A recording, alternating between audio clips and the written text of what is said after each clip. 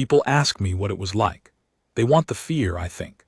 They want me to say my hands shook and my voice cracked and that everything became small and bright the way things do when the body understands it is about to die. They want the human part of it, the visceral part, because the official record, the one Admiralty sealed for 11 years and then released in redacted parcels, tells them almost nothing about what it felt like to be there. It tells them tonnage. It tells them heading and velocity. It tells them 2 ships lost and 26 dead, and 1 unprecedented sea signal that both sides eventually agreed to call a first step. It does not tell them about the silence. It does not tell them about those 3 hours when 31 Ranath vessels sat around 7 of ours and did nothing at all, and we sat back and did nothing at all, and the universe held its breath so completely that I could hear the blood moving behind my ears. I will tell them about the silence then. That seems right. That is what I remember most. My name is Myra Solent. I held the rank of commander at the time of the Vehn Passage incident, though I was acting captain of INS Carrion from the moment we cleared Aldrich Station, because Captain Orvenz had taken ill 4 days out and I was the senior officer standing. I want to be precise about that. I was not a veteran of deep contact engagements. I had run convoy escort duty for 6 years across 3 different patrol sectors, and I was good at it. The patience it requires, the sustained low-level attention, the ability to hold a crew at readiness through long stretches of nothing. That was my skill. I was not a combat tactician. I was a woman who had learned to keep people calm and moving and professional across enormous distances of empty space, and that, as it turned out, was exactly what the moment required. The convoy was a routine logistics run. 7 ships. INS Carrion on point escort, a blocky old destroyer class with more engine than she deserved, and a crew of 112. Behind her, 2 heavy transport vessels, the Aldrich Marrow and the Pelin Sound, carrying medical fabrication units and construction polymer destined for the new settlement at Koreth IV. Then 4 mid-tonnage freighters, the Os, the Delamer, the Thistlecross and the Brackwood, loaded with agricultural gene stock, atmospheric processing parts, and a great deal of packaged food that someone on Koreth IV needed badly enough to have requisitioned it twice through different offices. 7 ships. 941 souls in total. I had run a convoy of roughly this composition 3 times before. The ritual of it was familiar to me. The pre-departure manifests, the communications check with each captain, the cargo certification, the course plot, the first watch brief. You develop a feel for a convoy the way you develop a feel for any assembled group of people and machines. Its center of gravity, the captains who will be calm and the ones who will require management, the ships that hold their formation precisely, and the ones that drift. The Marrow drifted slightly to starboard on long straight legs. I had flagged it on the previous run, and it was still drifting. The Brackwood's primary communications array had a lag on high-frequency transmissions, not a fault, just a quirk of her hardware, and I had told Wren and the Brackwood's captain, a careful woman named Hesta Vorn, to run a secondary array in parallel so there was no delay in receiving urgent traffic. Small things, the things that mattered. The Vehn Passage had been approved transit for 3 years. It was a corridor of space, about 11 light days across at its narrowest, that cut through a region officially designated as Vehn Neutral Territory by the Interstellar Compact's 4th Boundary Convention. Neutral territory meant, in the Compact's language, that no recognized state power claimed it. What it meant in practice was that we knew very little about who or what moved through it, and we had agreed by treaty not to look too hard. The passage itself was safe enough. 6 prior convoys had made the run without incident, and the intelligence assessments all rated the Vehn region as low contact probability. The dominant species analysis, based on long-range sensor data and 2 brief survey passes made a decade earlier, suggested the area was traversed occasionally by migratory patterns of what the survey reports called large unclassified biomechanical objects. A phrase that told me, reading the assessments before departure, that the analysts had seen something on their sensors they could not categorize and had chosen to describe rather than explain. I flagged it. I wrote a note in the pre-departure review requesting clarification on the biomechanical designation and asking whether the survey data had been forwarded to xenobiology for assessment. I received a response from the Logistics Coordination Office informing me that the survey data was under review and that the passage remained cleared for transit, and that my convoy was expected to complete the run in 12 days. I filed the response in my personal log, and we departed on schedule. I think about that note sometimes. I think about what it cost to write it and what it cost that no one answered it properly and whether any of it would have changed what happened. Probably not. We would have made the run regardless, but I think about it. We were 7 days in when Sensor Operator First Class Vehn Passage reported the first anomaly. I was in my chair on the bridge. It was the middle of the ship's night cycle, which on carrion ran slightly longer than standard to account for the engineering crew's shift rotation, and the bridge was in low-light mode, the main display panels dimmed to amber, the kind of watch that settles into its own rhythm after the first hour and starts to feel almost meditative. There were 4 of us on the bridge for the night watch: Thresh at sensors, Petty Officer Yannick Sola at helm, a junior signals technician named Foss who was 18 months out of basic and still had the habit of straightening slightly whenever I looked in his direction, and me. I was annotating the duty log, cross-referencing fuel consumption against the projected Korath IV arrival, a task that required very little of my attention and left most of it free to wander over the sensor displays and the nav plot and the steady green indicators that told me all 7 ships were in formation and moving, and nothing was wrong. Thresh was at his console. He was 24 years old, a slight man with a habit of sub-vocalizing when he worked, whispering numbers and bearing codes to himself in a near-inaudible murmur that I had initially found distracting and had come to read as a sign that he was paying close attention. When I was training junior sensor operators, years before, the ones I trusted most were always the ones who narrated to themselves. The silent ones, the ones who sat perfectly still and said nothing, sometimes that was composure, and sometimes that was a mind that had stopped engaging and was simply watching lights on a screen. Thresh was never that. Thresh was always working. He went quiet. Not the quiet of someone who had stopped working. The quiet of someone who had found something and was not sure yet what it was. He stayed quiet for a long time, long enough that I looked up from the duty log I was annotating. Thresh. Ma'am. He did not look at me.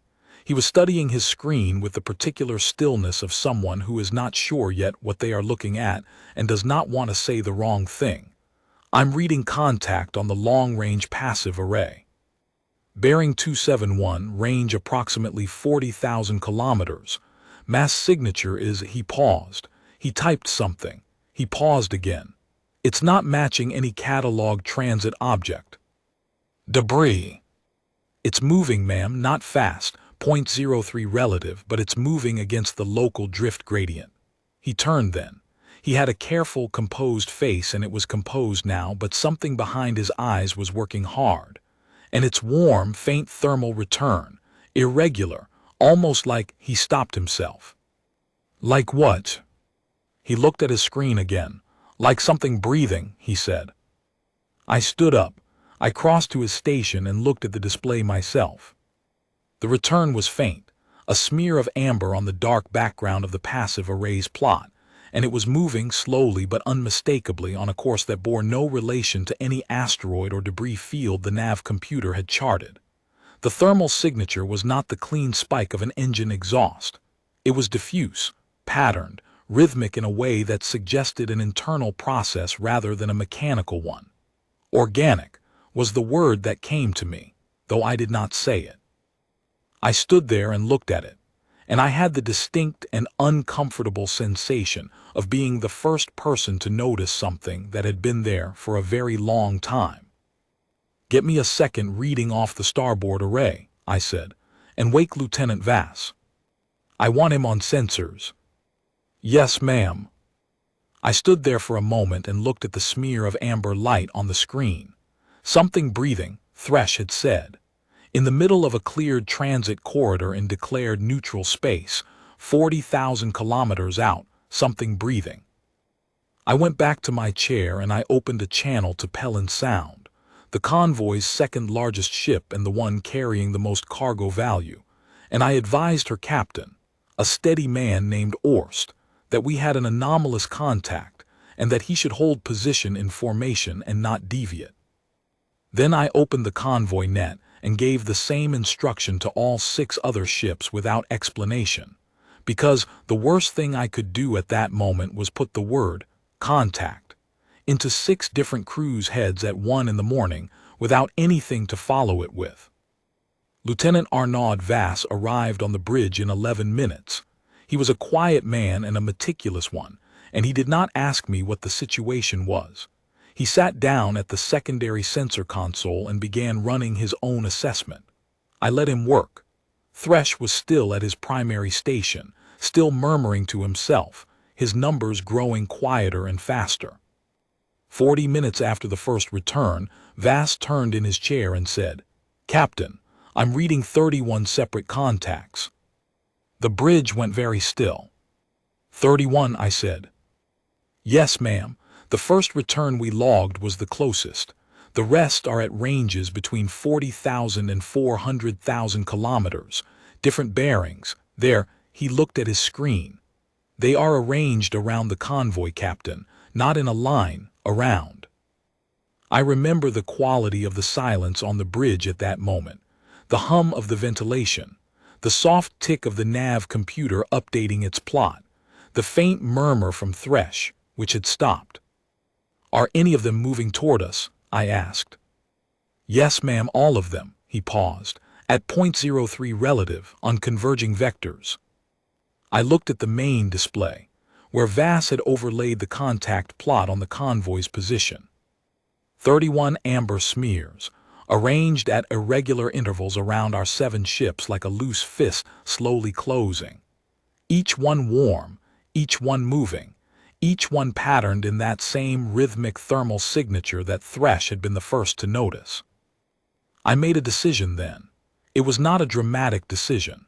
It was the decision I had been training my whole career to make and had never had to make before, and it settled on me not like a weight but like a key turning in a lock. My voice, when I spoke, was the same voice I used to give course corrections and update the duty log. "Convoy net all ships," I said. "This is Captain Solon on INS Carrion. We have multiple unidentified contacts on converging vectors. This is not a drill. I am ordering all ships to maintain current formation, maintain current heading, and maintain current speed. I say again, maintain formation, heading, and speed. Do not maneuver independently. Do not power up weapon systems. Do not transmit on open channels. Acknowledge in order." 6 acknowledgments came back, one by one, in the low voices of 6 captains and acting captains who were trying to sound calmer than they felt.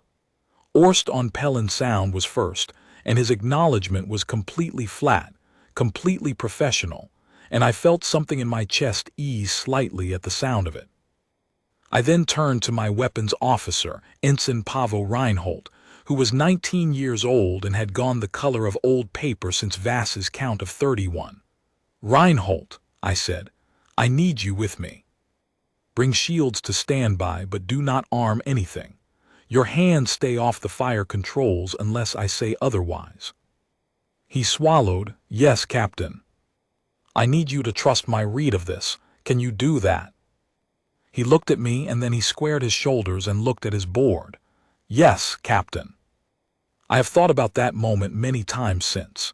He was 19 years old, surrounded by 31 things he could not identify, closing on us at a speed he could do the math on, and he put his hands on the console and kept them there. I wrote a commendation for him afterward, and I meant every word of it. The contacts continued closing. Over the next 2 hours, the convoy net stayed quiet except for periodic status updates from each ship.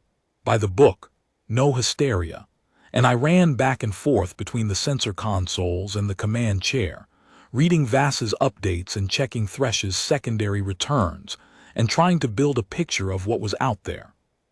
They were big. The smallest of the 31 contacts massed at an estimated 90,000 tons, roughly equivalent to a heavy frigate. The largest, which was running on a bearing that put it directly ahead of Carrion's course, massed somewhere between 400,000 and 800,000 tons, a range that wide because the return was complex, layered, as though the thing were not one solid object but a cluster of objects that moved as one.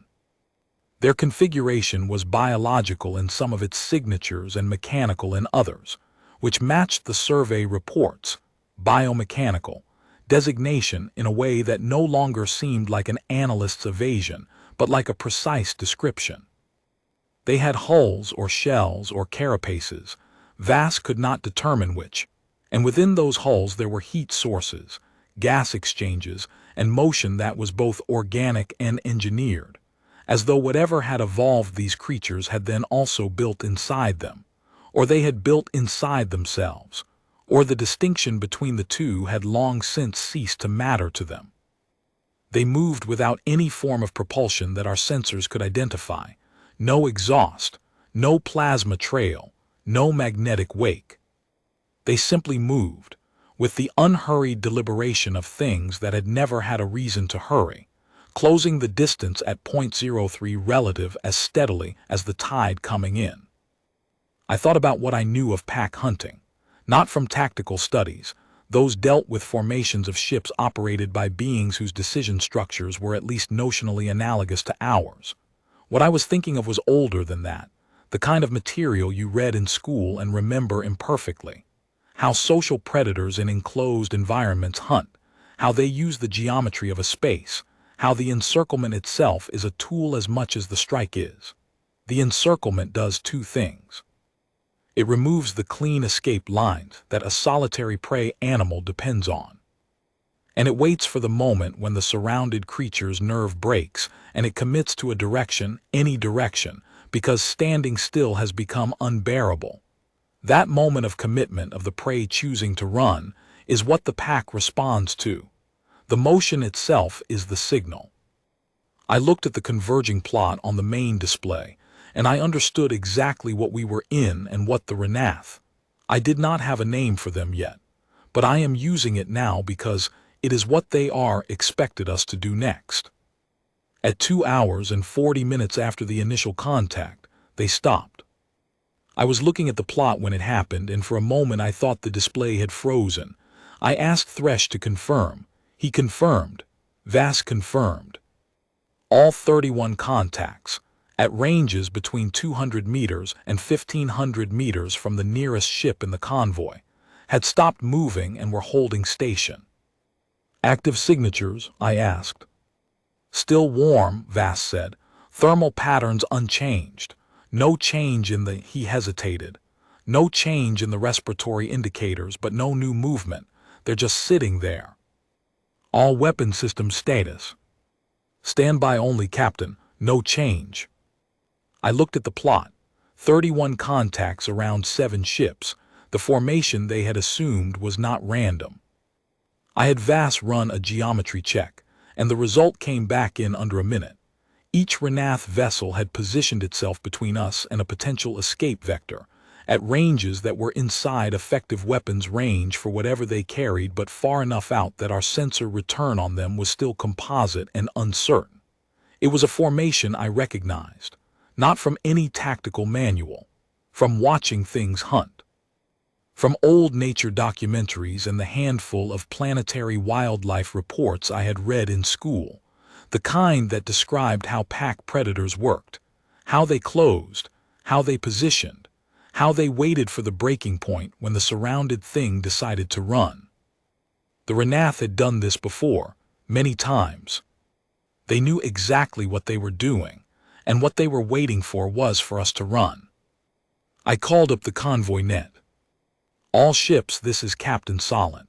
Current contacts have stopped and are holding station. We are not going to move. We are not going to alter formation. We are going to sit here and let them look at us, and we are going to do it professionally and quietly, and every one of you is going to tell your crew the same thing. They are not doing anything to us. We are not going to do anything to them. Hold. Orst's voice came back first. Holding, Captain. Then the others, one by one. Wren on the Aldrich Marrow came on last and said, Captain, I need to be honest with you. My crew is frightened. I know, I said. So is mine. Hold anyway. He held. The thing about predators evolved to hunt by encirclement is that their entire strategy depends on the prey breaking. The pack closes, positions, waits, and when the surrounded thing decides it would rather run toward one gap than stand still any longer, that is when they move. The prey's panic is the trigger. It is not the closing that kills, it is the running. And the Ranath, as I came to understand them over the next 3 hours, had never in their evolutionary history, and apparently never in their recorded military history, encountered a surrounded species that simply sat still and looked back. I do not say this to make us sound brave in some uncomplicated way. We were frightened. I was frightened. I had 243 lives on the Marrow alone, and 4 more ships, and I was sitting in the dark with 31 things I could not identify arranged around me like teeth. The fear was real and present, and I will not diminish it. But fear and action are 2 different things, and the question in that moment was not whether to feel it but what to do with it. I had given my answer and my people had given theirs, and for 3 hours we all sat with it together. Thresh tracked the thermal patterns. Every 20 minutes he gave me an update. Thermal variance within 2% of initial readings, respiratory cycle indicators unchanged, no new contacts, no contact movement. His voice in those updates was entirely level. I do not know how he managed it. I know that the leveling of a voice in circumstances like that is a conscious act, a discipline practiced, a choice made over and over, and each of Thresh's 20-minute reports was that choice made again. In the first hour of the standoff, I had also brought the daywatch sensor operator up to the bridge to back him, a woman named Cordis, and she sat at the tertiary console and cross-checked his readings without speaking. The 2 of them worked in a kind of close-focus silence, and the silence between them was the productive kind. Vass refined the mass estimates. He ran the return data through every classification algorithm available to Carrion's sensor suite, and none of them produced a match to any cataloged vessel type or biological entity in the database. What they produced instead was a set of partial analogs, structural similarities to deep ocean biologics from 3 different human survey worlds, mechanical signatures resembling certain classes of automated mining platforms, and an overall configuration pattern that Vass described to me, at one point, as resembling what you would get if something had evolved in an environment where the distinction between organism and machine had never existed.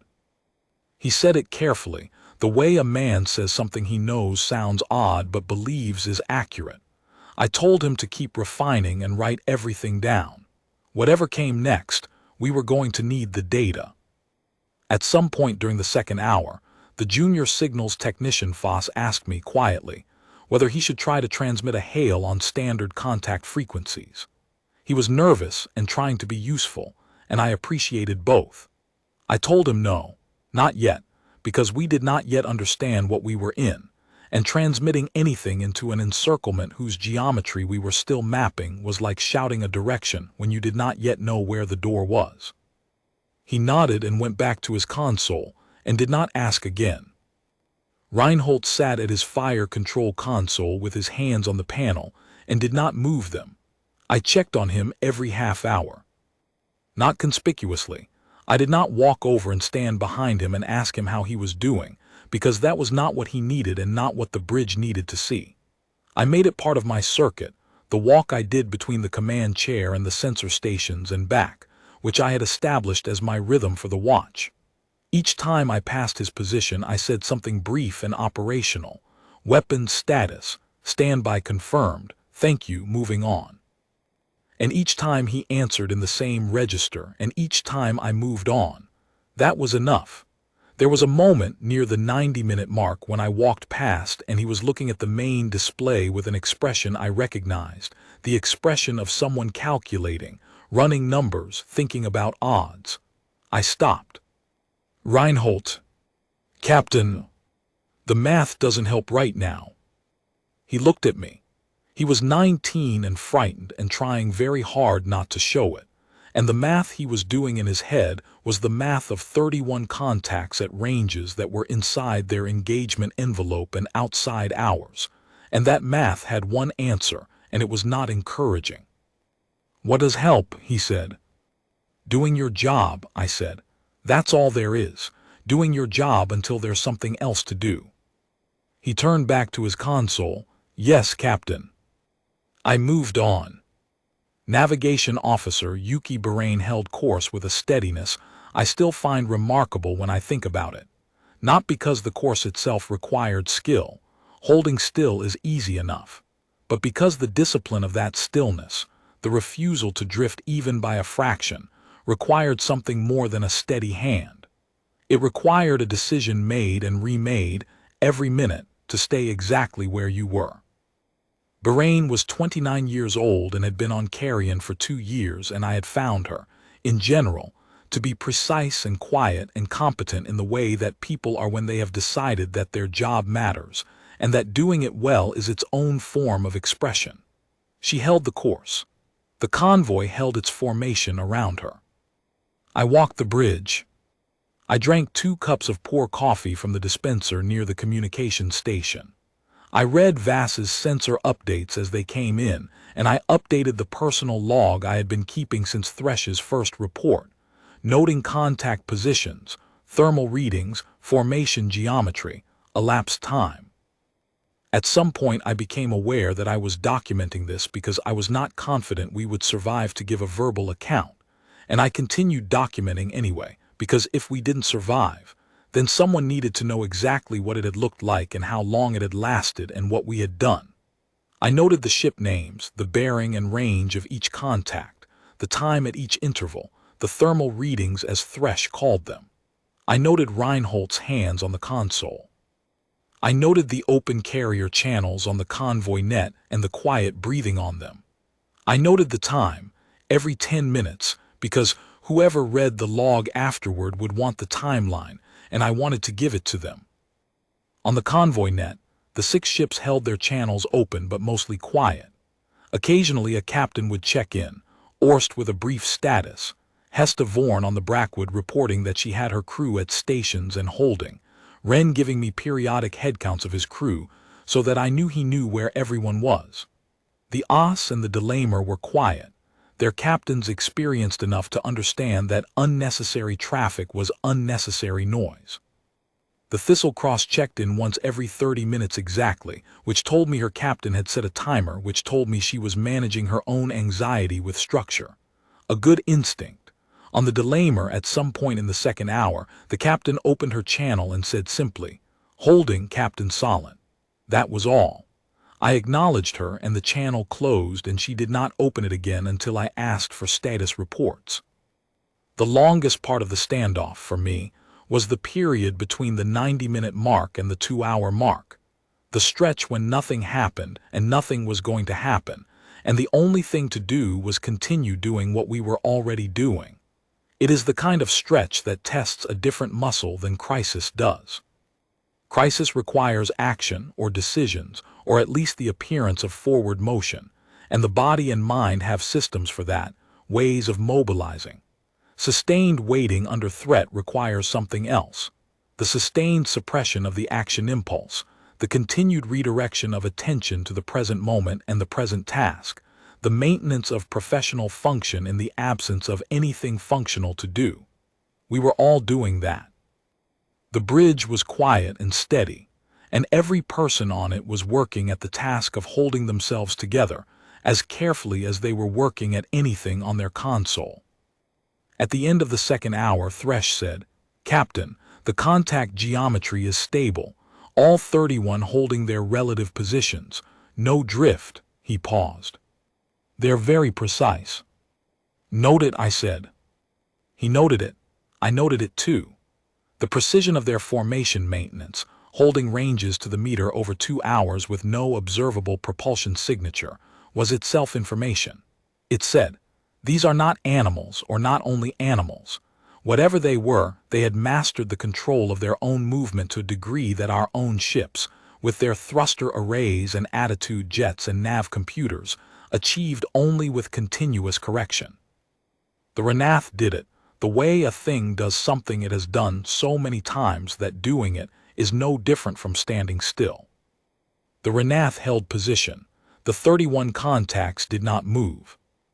At 2 hours and 51 minutes into the standoff, the Ranath vessel directly ahead of Carrion, the largest contact, the one that massed somewhere between 4 and 800,000 tons, moved. It came forward, slowly, the same unhurried .03 relative that they had all used in the approach. It came forward on a direct bearing to Carrion's prow, and it did not stop until it was within 60 meters of our forward hull. 60 meters. I have stood in rooms longer than 60 meters. Vass had gone silent. Thresh had gone silent. Every person on that bridge was looking at the main display, where the composite return of the largest Ranath contact filled the screen like a wall, a mass of layered biological and mechanical signatures, warm, breathing, unhurried, 60 meters off our bow. Weapon status, I said, and I was very careful about my voice. Stand by only, Captain, Reinhold said. He sounded like he was reporting the weather. I have never been prouder of anyone. Maintain that. Yes, ma'am. The large contact held position. 60 meters off our bow, 5 times our mass, it held position and it did nothing. On the convoy net, nobody spoke. I could hear faintly the sound of breathing from 6 different ships, people who had left their channels open because the silence was worse than any sound. Then it happened. Thresh said, Captain, I'm reading an acoustic transmission, low frequency. It's coming from the large contact, direct bearing to us. Record everything, I said. What frequency range? 40 to 400 hertz, ma'am, patterned, not random. He paused, listening through his headset, and I watched his face as he listened. It's complex, he said softly. It sounds like I don't know what it sounds like. What it sounded like, when I listened to the recording later, many times later, was a chord struck in an ocean. A deep harmonic layering, bass frequencies riding under something higher and more intricate. The whole pattern repeating with subtle variations in a structure that the xenolinguistics team eventually determined was neither language nor music in any sense our own cultures use those words, but something closer to what happens when language and music are the same thing and always have been. The Ranath communicated, at least in part, the way some of their deep cave ancestors apparently had through resonance, through patterns of acoustic pressure that carried meaning not in their words, but in the shape of the wave. The patterns that the team spent 2 years working through were not translatable in any conventional sense. What you could say was that certain configurations of that wave recurred in contexts that suggested assessment, or acknowledgement, or the particular kind of attention a very old predator gives to something it has not encountered before. What they were transmitting in that moment at 60 meters off our bow was the xenolinguistics team's primary subject of study for 2 years after the incident. I will not claim to know definitively what it meant, but the team's best interpretation, the one that Admiralty eventually classified and then partially declassified, was that it was something in the register of an assessment, not a threat, not an ultimatum. An assessment, the way a hunter that has cornered something will sometimes stop and look at it very carefully before deciding what it is. They were looking at us. The full weight of that did not settle on me until later. In the moment, I was watching the transmission data scroll across Thresh's screen, and I was making a decision about what to do with it. And the decision I made was the same one I had been making for 3 hours. Nothing. I did not transmit back. I did not try to respond to the signal. I held my position and I held my silence and I let them look. 47 minutes later, I know the time exactly because I have the log. The large contact began to withdraw. Slowly. The same deliberate pace, but backward, pulling away from Carrion's prow in a straight line, maintaining orientation so that it never turned its back to us. At approximately 600 meters distance, it stopped again. I was watching this on the display when the convoy net lit up with a priority flag from the Aldrich Marrow. Wren's voice was different, not frightened. Something else, something I had no ready category for. Captain Solent, I need to report something has struck the Marrow's port midship section. We have a breach. I'm reading atmosphere loss. Captain, I need your read on this. Do I respond? I felt something go cold and very clear in the center of my chest. Wren, I said, seal the breach section. Get your people clear of the affected compartments. Transmit casualties. Do not maneuver. Do not return fire. Do you understand me? There was a pause, a long one. I understand you, Captain. Another pause. I want you to know that I understand you, but I need you to know what I'm asking of them. I know, I said. I know what I'm asking. Seal the breach and hold. He sealed the breach and held. What struck the Marrow, we learned later, was something analogous to a hardened water jet system, scaled to the Ranath's mass and pressure tolerances. An organic weapon system that discharged at very close range and at high velocity, something that their deep cave ancestors had evolved as a final stage killing strike after the encirclement phase. It was precise. It struck a single section of the Marrow's hull with surgical specificity, the kind of accuracy that required not just power but an intimate understanding of hull geometry and material vulnerability. They had assessed the Marrow's hull, somehow, during the standoff hours. They had identified the section where a breach would disable but not destroy. The Marrow did not sink. She held atmosphere in her other sections and she held formation. 11 of her people were lost in the breach section, the compartments that decompressed in the 4 seconds between the strike and the seals engaging. 11.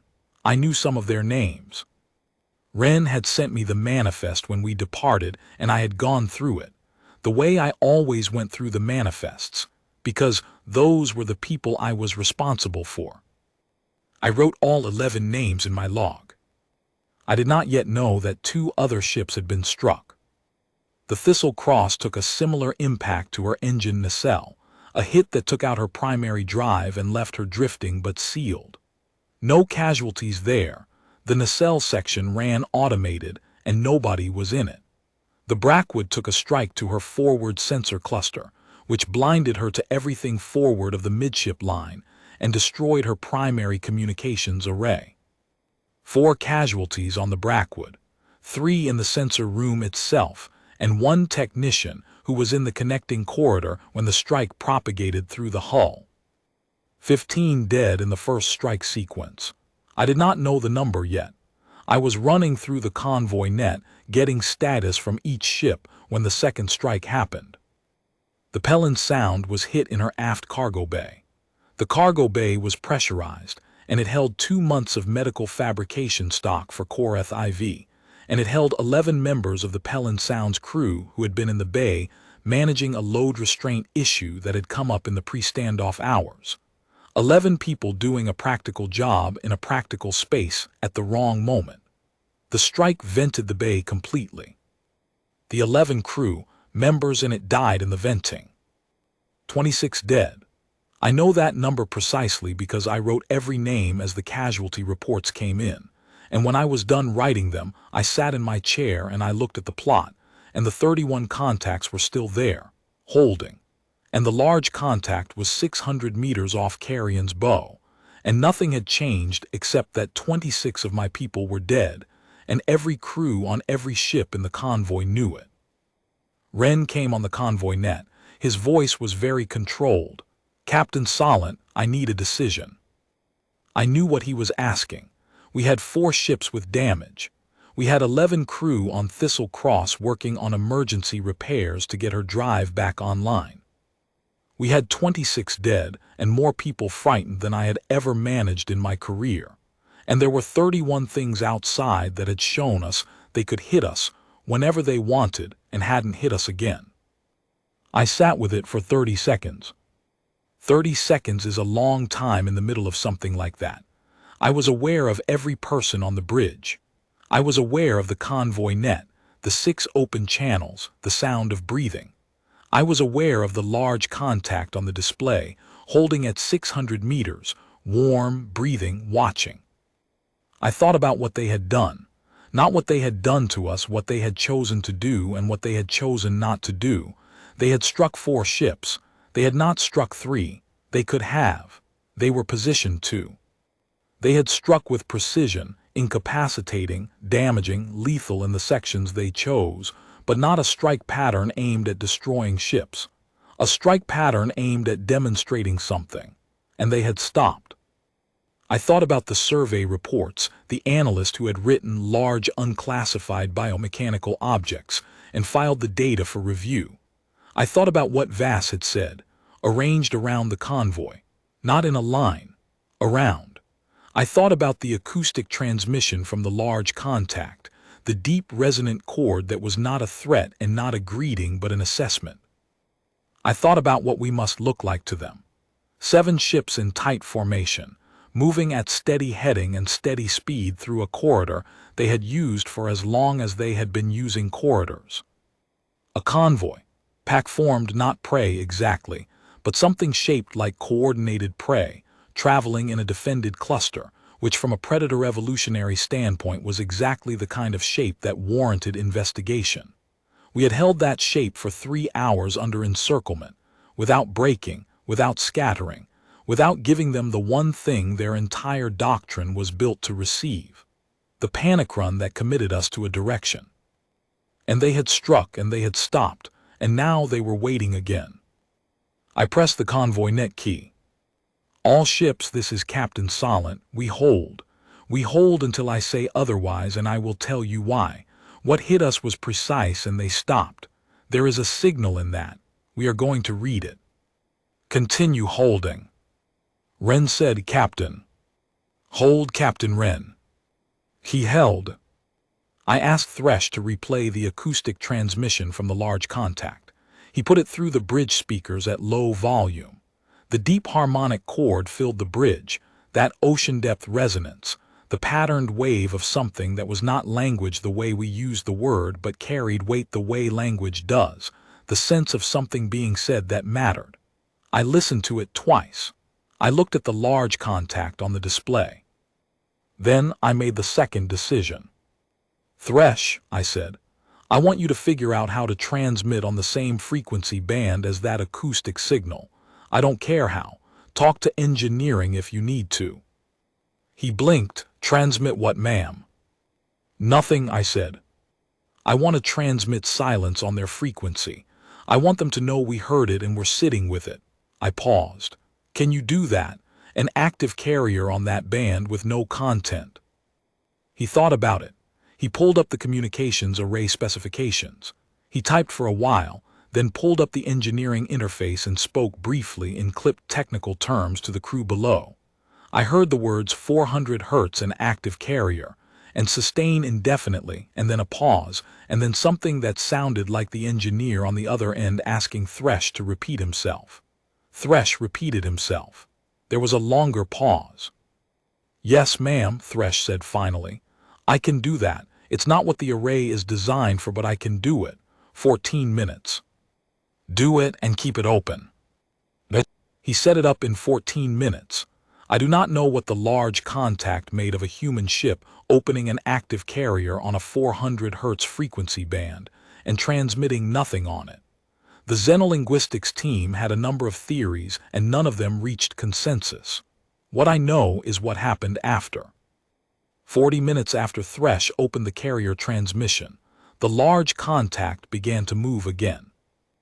It came forward, past the 600-meter mark where it had stopped, past 400 meters, past 200. It stopped at 60 meters again, bow to our prow, that same wall of layered biological and mechanical mass, warm, breathing, present. Then it turned. Not away from us. It rotated slowly on its axis until what the sensor return suggested was its forward-facing surface was directed not at us but to the side, perpendicular to our bearing, presenting what in any military sense would be called a broadside, the most vulnerable aspect, the longest profile, the opposite of a threat posture. It held that position. I looked at the display for a long moment. I thought about what I had told Reinhold, trust my read of this. This was the read. Something 60 meters away that outmassed us by a factor of 5 had just turned and shown us its longest, most exposed aspect and held it. In every context I could think of, animal or military, that gesture said the same thing. I am not readying to strike. Then I said, helm rotate carrion 45 degrees to starboard, slow, hold that aspect. My helm officer said, Captain, that presents our port broadside to. I know what it presents, I said, do it. He did it. Carrion turned slowly and matched the large contact's aspect perpendicular, exposed, the opposite of a weapon's posture. We showed them the same thing they had shown us. The large contact was still. For a very long time nothing happened. The convoy net was silent. The bridge was silent. The 30 other contacts, arrayed around the convoy, held their positions and I could not read anything from them, could not determine if the gesture had been seen or understood or meant anything at all. Then the large contact transmitted again, the same frequency band. The same deep harmonic chord, but the pattern was different, shorter, I thought, and the bass component was less complex, simpler. Thresh had his headset in and he was running it through the analysis software in real time, and he turned to me after about 2 minutes of transmission and said, very quietly, "It's changing, ma'am. The pattern, the repetition interval is shorter, the variance is lower." He paused.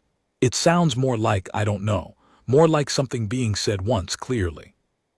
I held the broadside aspect, and I held the open carrier transmission, and I did not move. At the 187th minute of the standoff, 3 hours and 7 minutes after the contacts had first stopped, the large contact powered down. Not weapons, not engines. Whatever the Ranath used for active sensor systems, for the biological and mechanical equivalent of a radar return, went quiet. The composite return on Vass's screen simplified dramatically, losing the complex layered signature and resolving into something much cleaner, the warm-breathing base signature and very little else. Then, one by one, across the next 11 minutes, the remaining 30 contacts did the same. All 31 of them, powered down, holding station, showing us only their thermal and respiratory returns, nothing active, nothing aimed. I asked Vass to confirm. He confirmed 3 times. He looked like a man who did not trust his instruments and was running the checks again, because the alternative was accepting what the instruments were telling him. "They've stood down," he said finally. "All active systems, all of them." Thresh said, "The large contact has stopped transmitting." The bridge was very quiet. I sat in my chair for a moment and I looked at the plot. 31 warm breathing signatures arranged around 7 ships in the Vehn Passage, and I felt something that was not triumph and was not relief, or not exactly either of those things. It was more complicated than either. It was the feeling of understanding, partially, what had just happened, and of knowing exactly what it had cost, and of holding those 2 things in the same hand. I opened the convoy net. "All ships, this is Captain Solent. The contacts have stood down active systems. They are holding position. We are going to continue holding our position. We are not going to move until they move first. Is everyone with me?" 6 acknowledgements. "Good," I said. "Count your people and report casualties when you have final numbers. And somebody get coffee going on every ship because we are going to be here a while." That last part was intentional. I wanted them to have something to do that was ordinary, that required movement and had a mundane purpose. It worked, or I think it worked, because Orst on the Pelin Sound actually laughed, a short, exhausted sound, but real. The Ranath held station for another 4 hours. We held hours. They did not transmit again, and we kept the carrier open on their frequency band, transmitting nothing, just presence. At the end of those 4 hours, one by one and without any signal we could identify, they began to move away. The same unhurried .03 relative, but outbound now, returning to whatever formation or territory or deep dark space they had come from. By the time the ship's morning cycle began, they were gone. We limped the convoy to Korath IV at reduced speed, with Thistle Cross under tow and the Brackwood running on backup sensors. It took 18 days. I wrote reports for most of them. I wrote to the families of 26 people, and I wrote those letters carefully because careful was all I had to offer. That kind of letter has no right words in it. You say what happened as clearly as you can, and you say what the person did, and you say that it was not nothing, that the holding, the not breaking, the choice made and kept under conditions that would have justified a different choice, was the thing that produced the outcome it produced, that the cost was not waste. I believed it and I still believe it, and I know that belief does not close any of those 26 holes in the world, and I say it anyway. I also wrote a full account of the standoff hours for Admiralty's Intelligence Review, a separate document from the incident report, because I believe the pattern of the standoff itself was as important as any of the technical data Thresh and Vass had recorded. What the Ranath had done, the approach, the encirclement, the weight, the precision strike, the withdrawal of active systems, was not random, and it was not simply aggression. It was a structured sequence, and the sequence had a logic, and the logic was the logic of a species that had been making first contact with new entities for a very long time, in its own way, and had developed a methodology for it that was as coherent as any protocol our compact's diplomatic service had ever written. Different premise, different tools, but a methodology. I put that in the report and I underlined it because I thought it mattered that we understood we had not simply survived an attack, we had survived an introduction. The Admiralty debriefs were thorough and they were long, and at some point during the 3rd day of debriefs, I was told that a xenolinguistics team was being assembled, and that the acoustic recording from the large contact was considered one of the most significant data sets in human interstellar history. And I said that was probably true and asked if I could get some water because I had been talking for 4 hours. I have been asked, many times in the years since, whether holding was the right call, whether the decision to stay still cost us 26 lives that might have been saved if we had tried to run or to fight. It is a fair question, and I have thought about it more than I have thought about almost anything else in my life. Here is what I believe, and I say it not as a certainty but as the best read I was able to make with what I had and who I was. We could not have fought. Not meaningfully. 31 of them inside our formation, with an intimate knowledge of hull geometry that let them punch through a specific compartment with surgical accuracy. If they had wanted to destroy the convoy, they would have destroyed it, and they did not. We could not have run. The geometry of their encirclement meant that any ship that broke formation toward a gap was running toward a waiting contact at .03 relative with no way to know which gap, if any, was actually open. Running would have been dying badly instead of dying quickly.